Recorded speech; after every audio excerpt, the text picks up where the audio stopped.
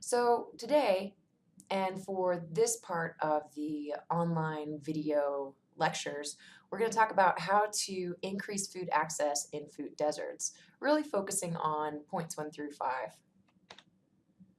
So if you recall, point 1 was looking at how to grow food locally, building and developing backyard and community gardens, as well as large-scale urban agriculture.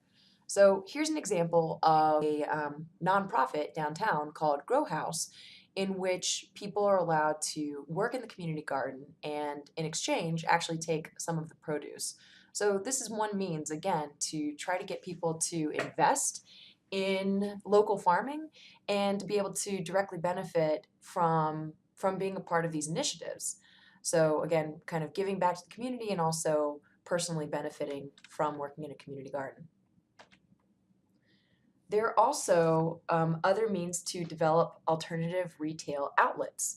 This is a picture of what you would see around Central Avenue, a little bit further north than downtown, probably about 3 miles north. There's this church and this church parking lot, and every Saturday there's this really neat looking farmers market. There's also one that's on the corner of, I believe it's Fillmore. Nope, sorry, it's Pierce Street and Central Avenue. That one is a little bit more of an expensive outlet, so it's not quite as cost saving. However, again, in a food desert, it's one more retail outlet where you can access locally grown fruits and vegetables. So, by the way, this link for the Phoenix New Times actually shows you some of the local farmers markets in the Metro Phoenix region.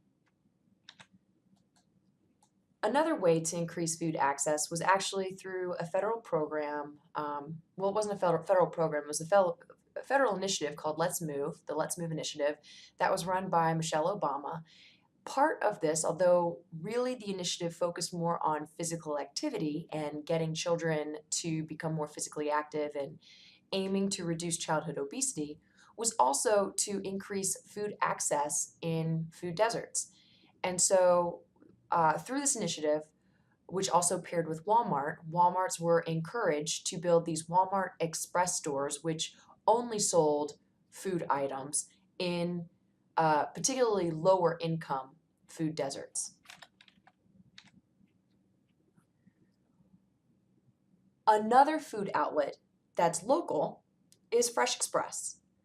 Fresh Express is a bus. There's one that's run out of Phoenix. There's another that's run out of Tempe. And the purpose of Fresh Express is to, again, increase food access of fresh fruits and vegetables by driving around in areas that are considered food deserts. So I believe we're actually going to have a guest lecturer come in and speak briefly about her work with Fresh Express. Another means to increase access and availability is actually focusing on transportation, improving transportation to grocery stores and to farmers markets. So this bus is an example of one in which the transportation route for that bus was actually changed in order to allow for the route to actually drop people off, or one of the stops included outlets for fresh food, so grocery stores, farmers markets, etc. So again, this takes a little bit more of a focus on changing transportation. And I also included this little $2 farmers markets health bucks.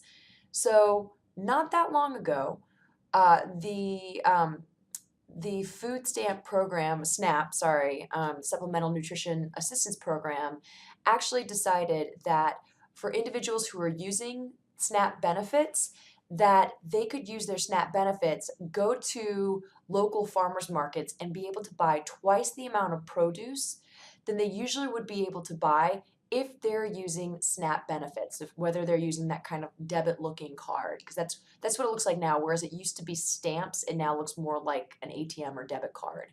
So again, by using public transportation, but also by using these not farmers market dollars, but by using their SNAP cards, their SNAP benefits cards, they can actually buy twice the amount of food that they could once buy. Here's an initiative that was started in 2008 in New York, and I just want to highlight it because it is a really interesting concept that helped to, as the title states, get produce into food deserts, but also helped individuals with career development. The purpose of this Green Carts initiative, again, that started in 2008, was to have these small food stands be located in food deserts and to often target lower income areas, so people earning below the federal poverty line, and selling food at a reduced cost, and actually hiring local people within those areas to run the green carts. So there's a research study that evaluated the effects of green carts, and that's what I want to tell you a little bit more about right now. I'm actually reading off of a report of the outcomes of the Green Cart Initiative.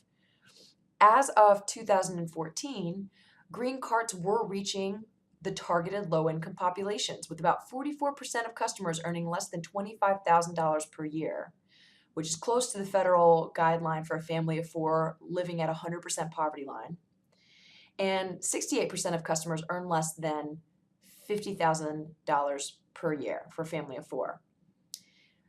Prior to the Green Cart program, 50% of customers had rated always or sometimes worried about having enough money to buy fresh fruits and vegetables.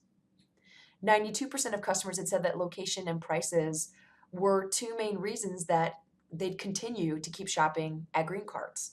And roughly 70% of customers that attended these Green Carts lived and worked in the neighborhood. After Green Carts were introduced, outcomes of these carts included that 71% of customers reported increased consumption of fresh fruits and vegetables. 63% of customers called themselves or deemed themselves as regulars, going at least 2 or 3 times a week to buy produce from Green Carts.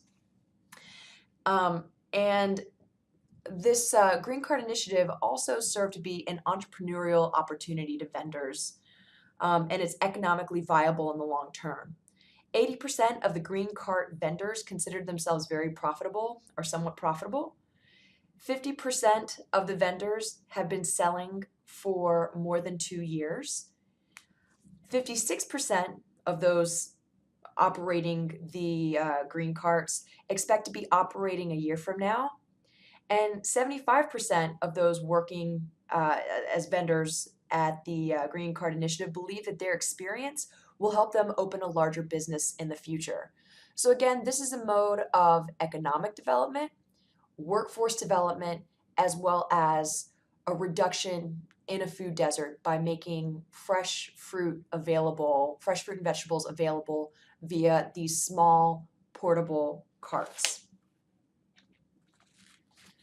In terms of further reducing food deserts in Phoenix, it will really take a policy shift in which there are shifts in zoning and allowing certain areas of Phoenix to be purchased for a lower cost if individuals who are buying the land plan on building a grocery store or some type of food outlet, changing land use guidelines, and really incentivizing grocery stores to move to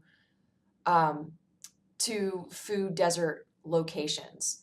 There should also be a shift or an increase in the number of farmers markets, although we've seen that there are a fair share of farmers markets.